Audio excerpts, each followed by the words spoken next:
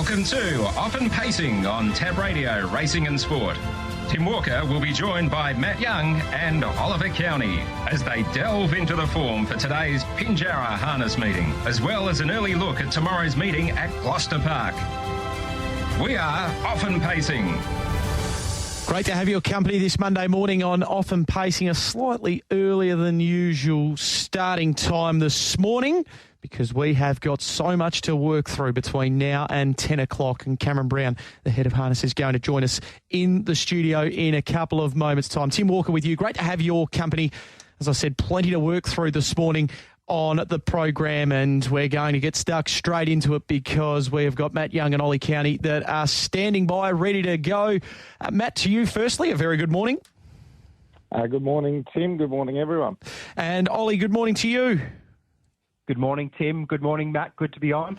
All right, gents, we're not going to waste any time because we have got lots to work through this morning. As I mentioned, Cam Brown will be our special guest in the studio in just a matter of moments. So let's get stuck into some horses to follow from what was a really good Friday night of harness racing. There were a few races, Matt, that we spoke about on the preview on Friday morning that were quite open, and there were some results in there which certainly reflected that. Just before your horses to follow, your overall take on the meeting.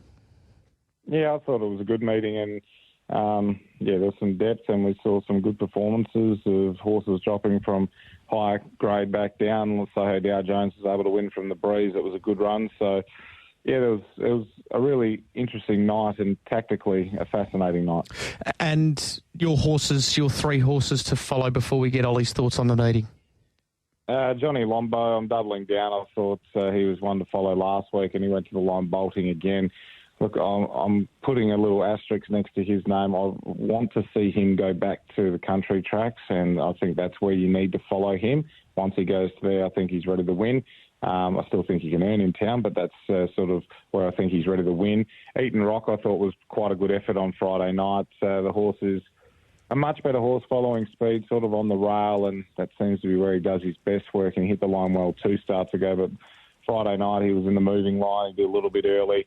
He was pushed off the track coming to the turn, and I just liked how he finished his last 100 metres off. I don't think he's far off of winning a race, and that's not my gate.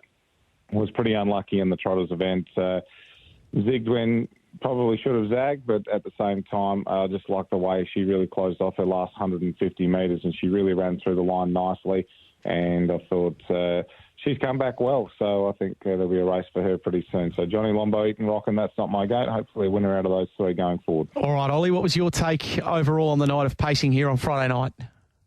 It was a great night of racing on Friday, and I thought one of the real highlights was seeing Talks Up a Storm back into the winner's stall, flew off the gate like he always does, and was able to win there, but it's just been flying this whole campaign, so really did deserve that win. And as Matt mentioned, it was a good win. Soho Dow Jones dropping back in grade and sitting parked out, which isn't really his go there, so he's done well to win that race, the Binshaw. Certainly did. Now, give us some horses to follow in your first one. Well, my goodness gracious me, wasn't Skylord a performance?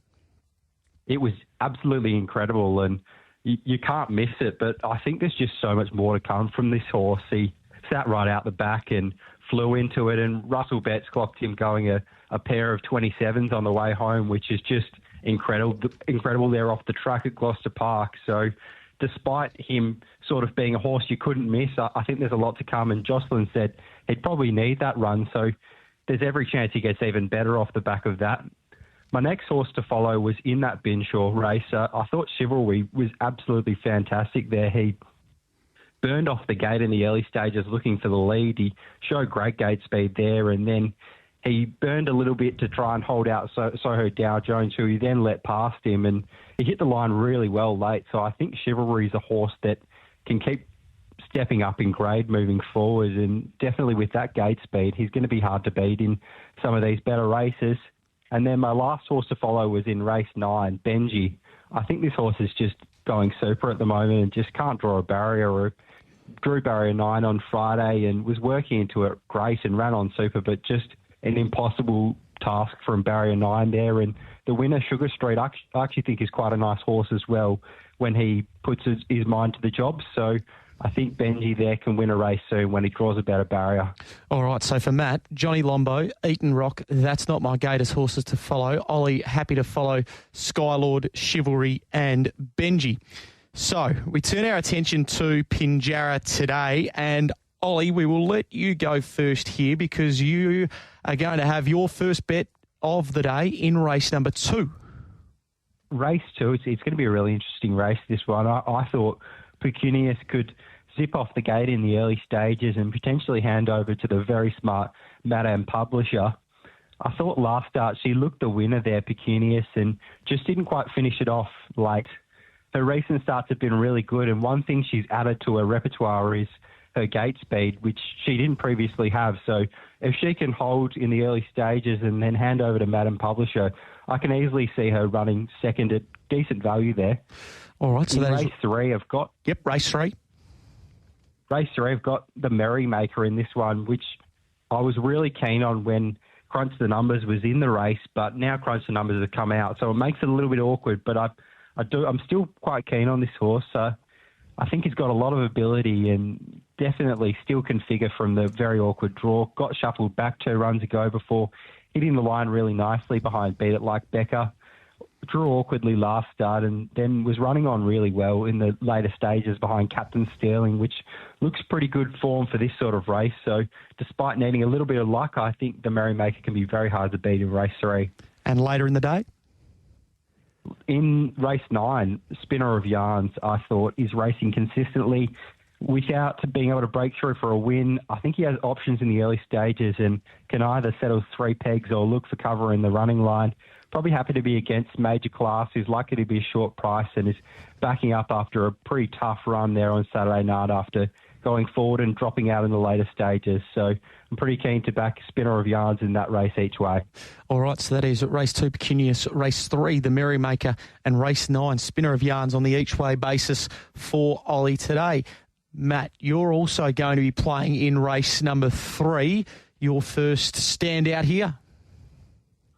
Yeah, our standout's a little bit too strong, but I've liked what I've seen on Majestic Real in a trial. I think the horse showed enough ability, but also what I saw out of the trial was still a bit of a teething process, and we're going to see a better version potentially with a bit more experience. And I just looked at the field and I thought it's not an over. There's no real standout in the race, so Crunch the Numbers is out, which I'm a little bit disappointed by because I was getting a better price about Majestic Real, but I still think on an each-way basis that's the way to go. So race 3, Majestic Real, I thought each way would run a really good race on return. Later in the day, happy to be with my watch list. I thought he's a serious horse, so really looking forward to seeing how he goes, but he was marked around the even money quote. If he can get anywhere near that, I think that's good shopping. I expect him to be pretty well thought of when the markets do come out. And race number 8, I really like Gilmac for a place. So race 3, Majestic Real, each way. My watch list to win in race 7 and Gilmac the place in race 8. It's a nice mixed bag. All right, Gilmac the place in race 8 there for Matt to go with my watch list, and also Majestic Real there in race number 3. All right, we turn our attention to Gloucester Park tomorrow, and Ollie, will go to you firstly. Of course, this is a little, compared to last week, and the last couple of weeks, in fact, a little boutique 7-event program, and the first of yours is in race 2. In race 2, I thought it was quite an even race, and it probably wouldn't shock if a few of these won, but I'm going to go with Vanita Rose. I think this looks a lot easier than the recent race she took on, where she was just beaten by Seagrass. Obviously had the perfect run there, leaders back, but I think it was an effort that's certainly good enough for a race like this, and prior effort behind High Sugar Rush, not beaten too far, looks pretty good form. I thought Teruvian Pinky might be the leader in the race, and she's probably not one that wins out of turn, having just scored twice from the near 40 starts. So I'm happy to be with Vanita Rose there, and I think she's one of the class runners in the field. Okay. The second of yours? The second one comes up in race 5. I'm going to go with a horse here, Dwayne, that's recently joined new stable in Corey Peterson. I think his recent efforts have actually been pretty good. He was a third 2 back behind a decent horse in Elsa May, and I think this race looks quite suitable. Could drop onto the back of Better or Worse, who's got pretty good gate speed there. I think then last start was really good from Dwayne, 2,500 metres, worked forward at the start, did a lot of work and was only just really tiring late on the line. So I think the step back to 2,100 here looks really suitable, and the potentially very soft trip on the pegs, I think he's a good each-way play, maybe more one by three type thing. All right, a 1x3 type play there in race 5 for Ollie. All right, Matt, let's get to your two specials for GP tomorrow. Yep. Look, I think race 5 we're going to start with, and I 100% agree with Ollie there about Dwayne. I think Dwayne's a really good place chance in that race. I thought he'd be on the back of Better or Worse, and Better or Worse is the horse that I've got as my one to follow in this race and the one to beat, because just keep going back to that run where he was really good. Finishing in the placings, did a lot of work, good time. I think if he runs anywhere near that, I think he'll win this race. So one Better or Worse, I think that's more of a spec because of he's only sort of thrown out one really good run. I think Dwayne's a really good place chance. So if you can get around the even money about him, that's the way to go. And race 7, just a multi-builder, I think on the back foot will be winning. So I'm not sure what price he's going to come out, but it looks a little bit of a finish program, but I thought on the back foot in race 7, number 6 was the winner there. All right, so Better or Worse and on the back foot for Matt tomorrow night. Might be able to have a little all up there on races 5 and 7 tomorrow night at Gloucester Park. Now, Ollie, before we do let you go, never ending this week in the Eureka. We're seeing the barrier draw unfolding on Sky 1 at the moment for any of our listeners that want to have it on in the background, have Tab Radio going and then Sky 1 just on in the background. You can see what horses draw. What are you thinking? Is he your starting point never ending this week? Oh, absolutely. I couldn't possibly look past that last run. It was so eye-catching behind Major Moth. It was a fantastic effort. Sure Thing Captain was really impressive in the qualifying race, essentially to get the spot for Tab, but I think Never Ending is the one to beat clearly, and if he draws a good barrier, which I'm not sure whether he has or not yet, but he will be extremely hard to beat there. No, just a few of the formalities that are going on at the moment. We haven't got to the draw yet, so still time for that. All right, Ollie, thanks for your time this morning. We do appreciate it. Thanks very much, Tim. Ollie Cownie with us on the line, and Matt, we will hear from you tomorrow morning on the Sports Daily, and of course on the X platform today, full coverage of the 9-event program down there at Pinjarra. Absolutely, I'll be there pretty soon. So, looking forward to that, Tim. And Shockwave will be parading as well after race 5, so make sure you get there, have a look at Shockwave and have a chat to Billy. I'm sure that I'll be only too happy to help. Absolutely right. Beautifully done. There is Matt Young. He'll be back tomorrow morning on the Sports Daily.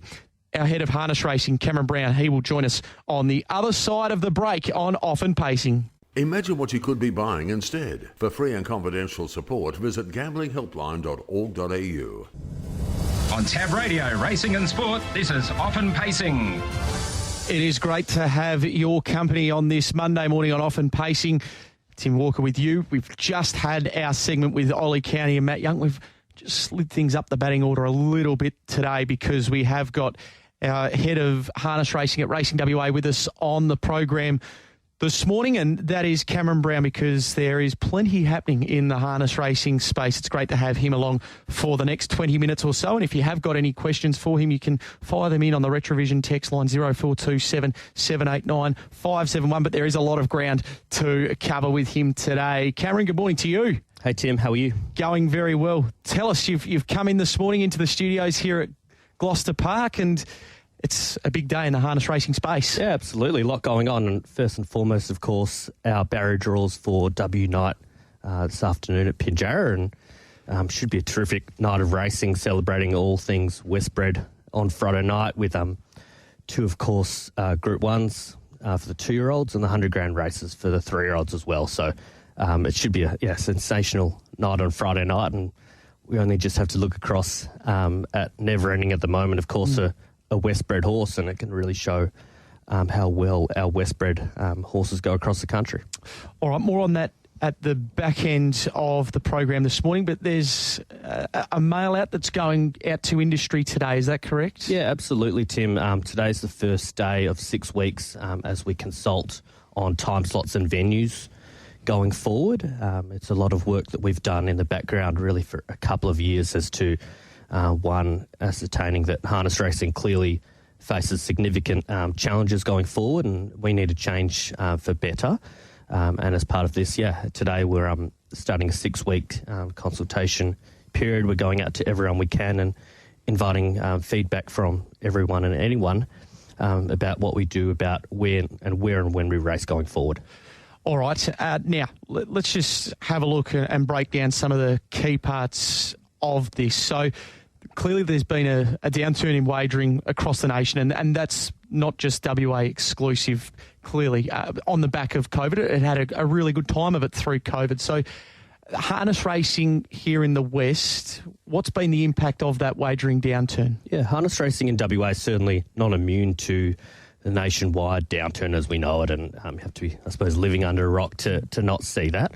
Our numbers mirror virtually harness racing in every code across Australia. We're in the realm of 15 to 20% down year on year. The reality is that harness racing in WA is the most subsidised code, and it's got the least to lose, Tim. Yep. So we realise that we need to run leaner. We need to, in the future, be less reliant on subsidisation from Tab Touch and from the other two codes, and the code needs to improve and, I suppose, face the commercial realities going forward. How does that compare to thoroughbreds and greyhounds? Are you able to give us an insight there in terms of the harness code, how it's performing? Yeah, they're along the same lines, Yep. to be honest.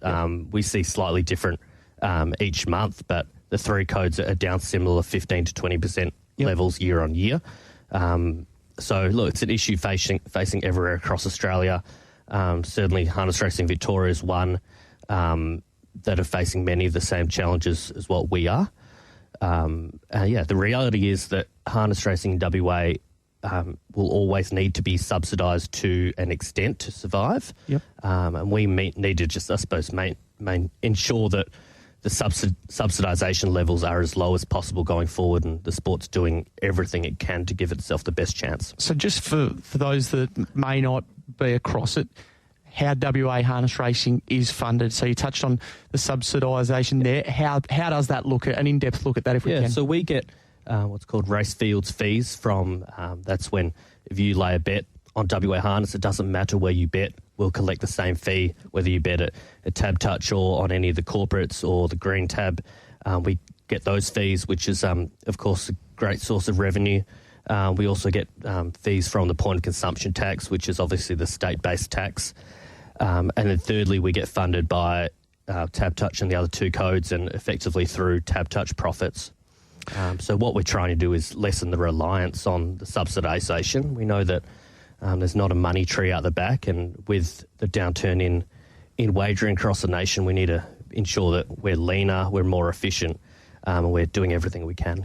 There is obviously a lot of talk around prize money and how that looked through COVID, but our levels here in the West, and you showed me a couple of the numbers the other day and how it looks. It is really good, the prize money that we are racing for here in the West. Yeah, absolutely. We've increased 20% in the last 6 years. And in 23-24, we gave out just shy of $30 million. And that on a per race meeting basis is actually best in the nation. So the challenge is to maintain that. Yep. I suppose, other side of the challenge from a funding perspective is whilst we give out near on $30 million in prize money, we only earn 12 in revenue from people wagering on our product, with the remainder through the point of consumption tax or through subsidisation. So that's the challenge in front of us, and that's why we need to change and be better. And so that's been very much on your plate since you started here at Racing WA, and the board are continuing a review into harness racing and time slots, venues. It's all a part of it. Can you give us a little bit of an idea as to how that's looked in almost a year, a tick over a year, if I'm not mistaken, that you've been here in the West? Yeah, it's a constant review, and it's a very heavy review. We, of course, went out and did the Dummersy report and did the work with respect to handicapping, and that's all done now as we move to the rating system from January 1. Yep. The second major ticket item is clearly where and when we race, and it's also the number of race meetings we hold a year in WA. This is something that's certainly been on my plate for a year, and it's been modelled internally 150 times, Tim. It's now at the stage that we want to go out to industry and provide them with a heap of detail on exactly where the sport is in WA, and detail on wagering and where the horses are and prize money and you name it, and give the full picture and really assess the feedback from within industry before the board make a decision in the new year. So let's talk about days if we can, and what days lend itself to good turnover on harness racing. Yeah, so obviously our premier night's the Friday night here at headquarters at Gloucester Park, and that far away exceeds any other time slot that we have. For the listeners, and we'll just talk in round numbers, the Gloucester Park Friday per race averages about $350,000, which is great, and that stacks up okay. However, and our second and third best time slot is the Monday and Tuesday, and they are about the same at about $190,000. The next best time slot, interestingly, is the double Friday night, right? Where we go effectively up against Gloucester Park with our secondary meeting, followed by the Saturday and the Sunday. So I suppose a little bit more context for you, Tim. The Sunday drop-off and the Saturday drop-off are quite pronounced. The Sunday, for example, on average turns over $114,000, which compares to Monday, Tuesday of $190,000. So there is quite a drop-off there on Sunday. So that's what we're considering at the moment, and we need to ensure that we race at our best locations and our best time slots as much as possible to gain the best revenue for our sport. Those Sunday numbers, because obviously being a weekend, naturally you'd think that there'd be more time for people to be able to watch. Is that exclusive to harness racing? Are you aware if it's exclusive to WA harness racing, or is it something across all codes that Sunday time slot is a tricky one? Yeah, I think the Sunday time slot's a difficult slot for everyone, absolutely. We are, I suppose, beholden to Sky as to where and when we race also. I would love to go to Sky and say, you know what, we're going to run Saturday afternoons, but it's no chance in hell, Tim. So our Sunday time slot is Sky 2. And that's, in a sense, the issue, the tie. Yeah, Sky 2 Sunday time slot's not much fun. No, and clearly that control that you've got, well, you'd love to have more of it, I dare say. More control over the time slots. Yeah, and that's the same look on Saturday night. I'm sure your listeners will say, hey, why didn't you start at 4 o'clock on a Saturday night on the back of Flemington or on Ascot or Belmont? But we are given a half Sky 1, Sky 2 split on a Saturday night as well. And with the large majority of our punting over east, a lot of it is too late. So, that's the challenge in front of us too.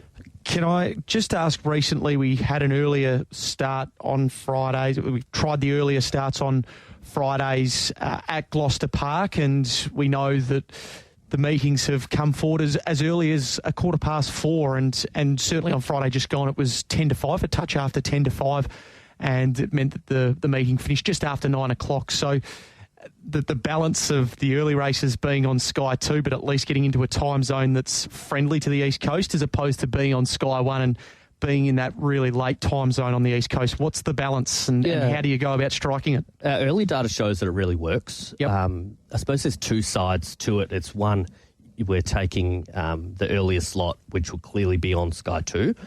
But it's also, of course, bringing the last race forward as well. It's more about reducing the amount of times we run after 9 o'clock here on a Friday night.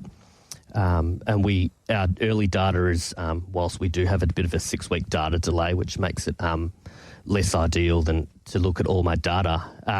But clearly the races earlier before 5:15 do better than any race after 9 o'clock, Tim. So we'll be trying to do that as much as possible going forward. And is that something, because we are getting close to that time where the East Coast thoroughbreds, the Friday night thoroughbreds, are starting to get back into play. And I think that's late October in Sydney and Melbourne there. So, and daylight savings becomes a factor as well. So is that something that can be achieved going forward into the summer period as well? Yeah, I'd like to think so, Tim. Yep. We do work closely with Sky. There will be some Friday nights where the schedule early is too packed. Yep. And we have to do with what we can.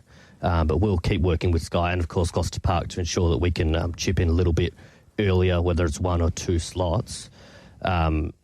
We'll try our best with there because clearly it's a revenue and wagering gain as well. And perhaps more importantly, it's for those participants that are driving long hours. They're leaving Gloucester Park at 10:30, 11 o'clock, driving back to Capel past midnight and waking up 6 o'clock the next morning and working horses. They're the ones that are wary about as well. Yeah, so that's naturally the next question is the industry feedback to these early starts. And being down here on Friday nights in the parade ring and I'm getting probably a little snapshot compared to what you're getting. Is the feedback positive? Yeah, feedback's been great. Yep. To be honest, I get a few texts on the Friday that we can't do it saying, well, where are they? So Yep. yeah, that puts a smile on my face, absolutely. So it's a win-win, I'm sure, for the industry. The less times we race at 10:30 on a Friday night is better for everyone, whether it's wagering or participants. Yeah, and you even see some of the numbers on course that once it gets past 9:30, 10 o'clock, sometimes those numbers aren't quite as high naturally as they are, say, at 7:30 when we're running our feature race. So obviously you touched on about how far participants are driving. You mentioned Capel, and a lot of them are in that southwest region. So how much of a bearing does that have on when you race and also where you race? Yeah, I think it's really important. We're obviously aware of the cost to trainers, the long hours, and look, we need to reduce that and make it easier for trainers and for owners alike. Look, 90% of our horses are within the Perth, Peel and Southwest region. It makes sense, from my perspective anyway, to align our race meetings with our horse population. Okay. Yeah, I don't want to see trainers and drivers driving all across WA away from, I suppose, where they live unnecessarily. And I'm not sure that serves the industry very well.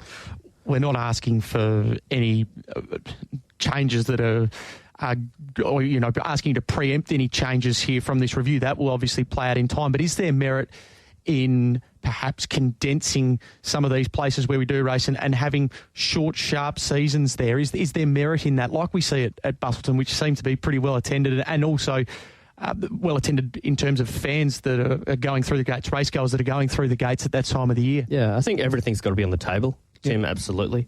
I think we also need to consider how many race meetings we hold. We're at 255 at the moment. Yep. I think 255 is probably a stretch for the number of horses in our population as well. Look, there's a chance that we race a few less times and maximise our field sizes as well. If we can race 10 horses as much as possible, I think that's better for everyone as well. So that's on the table as part of this review as well. Cameron Brown is our head of harness racing. He is in the studio with us for the next couple of moments up until 10 o'clock. So you touched on that the consultation starts today and it's a 6-week period. So how do participants and also harness racing fans get their feedback to yourself, and that will obviously go to the Racing WA board as well? Yeah, absolutely. So there's what we call an EDM, which is an email going out to virtually everyone in our harness racing database this morning. The issues paper as well as the introduction piece will go directly to clubs as well as our consultative bodies as well.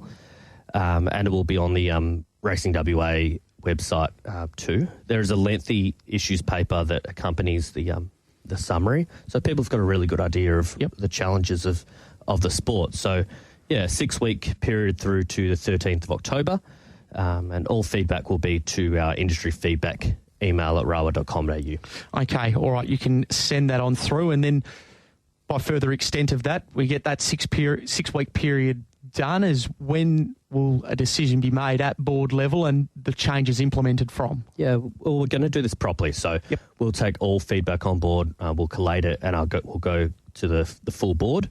And any decision I expect will be in the new year, Tim. Okay. And look, if there's any change, that will be from the August 21, 2025. All right.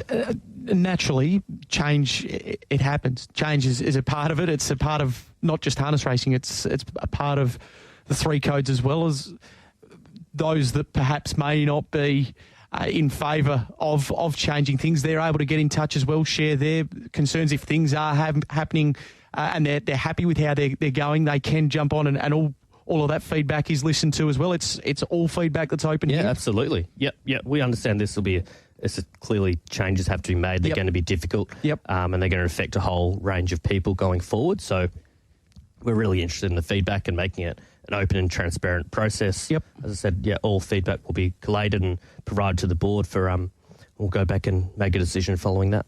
All right. Now, just to touch on this Friday night, so we've got W night as it's being branded. So there's 8 races scheduled in the Room 2 run consolations for the 4 categories, 2-year-olds, 3-year-olds races, both of them. We've got a wonderful, wonderful night in the offering here, of course, with 2 $215,000 races, 2 $100,000 races. It's as big a night as we've had at Gloucester Park for some time. Obviously, we've had a couple of nullarbors that have got the industry really excited, but this is going to be right up there in time, won't it? Yeah, and I suppose this is a more like an industry night. Yep. We're running an owners appreciation event upstairs on Gloucester Park on the night, and it's fully subscribed, which is terrific. We've got over 100 people coming along, and Tim Gossage, who's so interested and loves the sport, hosting the night as well. We'll get some special tips up there and have a great night for the owners of our sport on Friday night and cheers some success as well. Exactly right, and he'll be riding every moment with Better Get On Pip going around, obviously. Might draw one again, who knows? Yeah, well, she's had a wonderful time of it. The heats last week, so 3-year-olds to Pinjarra, 2-year-olds to Gloucester Park. Is there merit in having one big heat night? I think we need to think about it. Yeah, like everything, we'll review after Friday how the series went. Next year, we'll feature the 4-year-olds as well. Yep. And get them in on the same night too. We'll review the heats, how many horses we got, how many we think we should have got, whether we tinker a bit with the calendar leading into the heats to get a few more horses potentially. I think one night probably works. Yeah, maybe better than what we did this year. Having Pinjarra on board, that's clearly good for the club as well, and to have the quality of horse that they had down there. So it is a balancing act as well. Yeah, it's really good for Pinjarra. They're doing great things, and Dale and the team in there look super helpful with our barrier draw this afternoon. Whether we keep doing it at Pinjarra is, I suppose, a question for next year. But I think it worked well having them there. We need, of course, contend for the 2-year-olds. We would like to have them at Gloucester Park under lights, giving them a bit more experience as well. So that's something to consider in the mix as well. The barrier draws down there today after the last race, just after 5 o'clock. Yeah, 5:15. We've got Matt Young hosting the barrier draw. Yep. And for those that can't make it, there'll be a barrier draw put up on our socials and on the harness.org.au website, as well as the Racing WA website as soon as they're completed. Potentially Wonderful to Fly will be there on Friday night. She's been a pin-up girl for the West Bred over the last 2 to 3 years, and the pin-up boy has been never-ending. I've just seen the barrier draw come through there for the Eureka this week. It hasn't been too kind to him, barrier 14, but once you factor in emergencies, that will obviously naturally follow out from there, but to have him over there flying the flag for WA in Sydney, there'll be eyes clearly Friday night here, but all eyes Saturday night at Menangle. Yeah, it's sensational, isn't it? And I know Justin and the owners are so excited for the richest harness race in the world on Saturday night, and got our horses as a raging favourite. I'm not sure the barrier means too much to him. He always had to draw outside. Yep. Look, we just need to follow his run from last Saturday against Major Moth.